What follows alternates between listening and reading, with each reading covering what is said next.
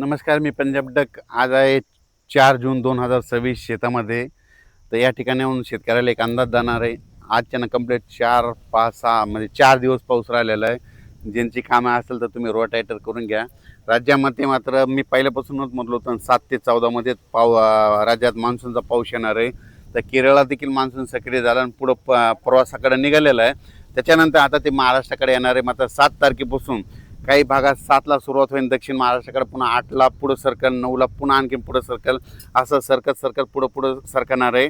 म्हणून हा अंदाज सर्व मग 14पर्यंत महाराष्ट्राच्या बऱ्याच भागामध्ये मान्सून दाखल होईल, म्हणून हा अंदाज लक्षात यायचा. म्हणजे सांगायचं झालं तर 7 तारखेपासून ते 14 तारखेपर्यंत राज्यात बऱ्याच भागामध्ये मान्सून व्यापलेला दिसेल, म्हणून हे देखील लक्षात यायचं. पण राज्यात काय झालं की बराच प्रसार माध्यमातून म्हणतात की यावर्षी दुष्काळ पडणार आहे. तर तुम्हाला सांगतो, दुष्काळ वगैरे काही पडणार नाही. पाऊस थोडाफार कमी राहील, पिकं चांगले येतील. मात्र परतीचा पाऊस धुमाकूळ घालणार आहे, त्याच्यामुळे दोन्ही पिकं येणार आहे, रब्बी येणार आहे आणि खरीप पण येणार आहे. त्याच्यामुळे ही शेतकऱ्यासाठी सर्वप्रथम आनंदाची बातमी. पण काय झालं, बऱ्याच प्रसार माध्यमातून म्हणतात की दुष्काळच पडणार आहे. तर तुम्हाला हे सांगत असताना सांगू इच्छितो, यावर्षी पावसाचं जेमतेम सरासरीचं प्रमाण सांगतो कसं पडणार आहे. जूनमध्ये थोडाफार कमी पडेल, पेरण्या होतील, म्हणजे पेरण्या 2 टप्प्यात होतील. एक होतील 7 ते 14 होतील आणि नंतर काय होईल 20 ते 30च्या दरम्यान एक पेरणीचा टप्पा राहील. आणि त्याच्यामधून जर काही शेतकरी कोणाची वापसा नसली उरली तर मग 10 जुलै ते 15 जुलैमध्ये तिसरा टप्पा राहील. म्हणजे असे 3 टप्पे पेरणीचे राहणार. पहिल्यापासूनच मी सांगतो, म्हणजे 7 ते 14 ज्यांच्याकडे ईदभर ओल गेली तर ते पेरणी करते. आणि त्याच्यानंतर 20 ते 30 जिथं पाऊस पडला त्यांच्याकडे ईदभर ओली की ते पेरणी करते. आणि त्याच्यातून काही पाऊस नसला, ट्रॅक्टर नाही भेटलं, डिझेल नाही भेटलं, त्याच्यामुळे जर उरल्या तर 10 जुलै ते 15 म्हणजे असे 3 टप्पे पेरणीचे होते. पण शेतकऱ्याला सर्वप्रथम सांगतो, तुम्ही काय करा, पाऊस पडल्याच्या नंतर शेतामध्ये कुदळ घेऊन जा. आणि कुदळ घेऊन झाल्याच्या नंतर तुमच्या जमिनीमध्ये काय करा, अशी ईदभर ओल गेली, अशी ईदभर की कधी पेरणी करू शकतात. मग काय होतं ना, शेतकरी काय करतात, हे 4 बोट ओल गेली की त्याच्यावर पेरणी करतात आणि तुमची पेरणी फेल जाते. म्हणून चांगली ईदभर ओल गेल्याच्या नंतर, पेरल्याच्या नंतर महिनाभर जरी पाऊस नाही आला तर ते तुमचं पीक उगवत आणि ते ताशी देखील लागतं. पण शेतकरी त्या भागामध्ये अशी म्हणजे आम्ही असं करतो, पाऊस पडला की आधी शेतात जातो तर जमिनीची ओल तपासतो किती गेली, आणि तेव्हाच आम्ही पेरणीचा निर्णय घेतो. म्हणून माझं म्हणणं, शेतकऱ्यांनी पेरणी करत असताना स्वतःचा निर्णय स्वतःच घ्या. स्वतः शेतकरी खूप हुशार असतो, कारण की त्यांना आतापर्यंत त्याची जीवनच शेतीवर, म्हणून त्यांना पेरणी करायची की नाही ते ठरवतो. म्हणून हे लक्षात घ्यायचं. त्याच्यानंतर काय झालं की आता हे जे पाऊस आहे 7 तारखेला काय होईल, सुरुवात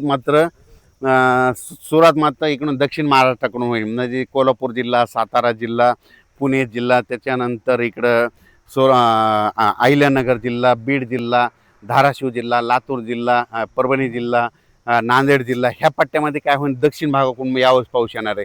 आणि तुम्हाला एक सांगतो, ज्या वर्षी ना दक्षिणेकडून मान्सून येतो, मुंबईकडे ना जाता जर मधातून शॉर्टकट आला तर त्याच्यामध्ये काय होतं, बीड जिल्ह्याला एक जास्त पाऊस पडतो, अहिल्यानगरला एक जास्त पडतो, त्यानं जालना जिल्ह्याला एक पडतो, परभणीला पडतो, नांदेडला पडतो, लातूरला पडतो, धाराशिवला पडतो, सोलापूरला पडतो, सांगली, सातारा, सोलापूर, कोल्हापूर, पुणे ह्या भागात मग जास्त पडतो. पण हे जे पाऊस जर मुंबईकडून तिकडे गेला तर मग ते काय होतं, उत्तर महाराष्ट्राकडे जास्त पडतो.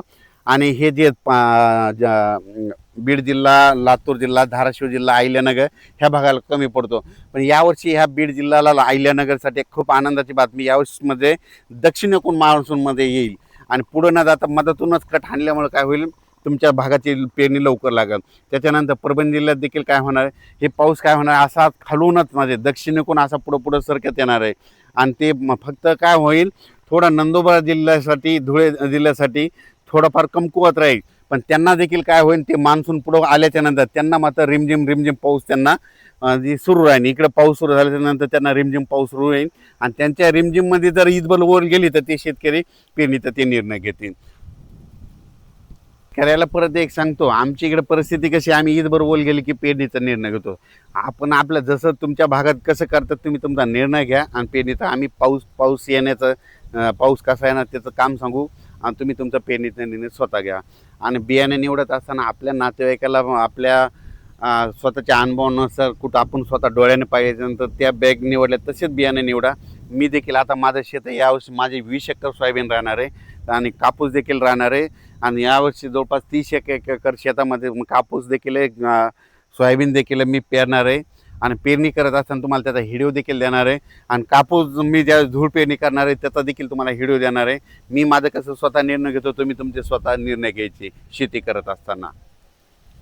7 जूनपासून जे काय होईल तसं तर 6 तारखेला वातावरणात बदल होईल, पण 7 जूनला काय होईल ते वातावरणात बदल होईल. लगेच मान्सूनचा पाऊस बऱ्याच भागामध्ये आलेला दिसेल. मग ते पाऊस मग काय होईल, दक्षिण महाराष्ट्राकडून जे इकडून आल्याच्या नंतर मराठवाड्याकडे येईल, पुन्हा विदर्भाकडे, ह्या इकडं यवतमाळ जिल्हा, नांदेड जिल्हा, चंद्रपूर, वर्धा, नागपूर, भंडारा इकडं असंच जाईल.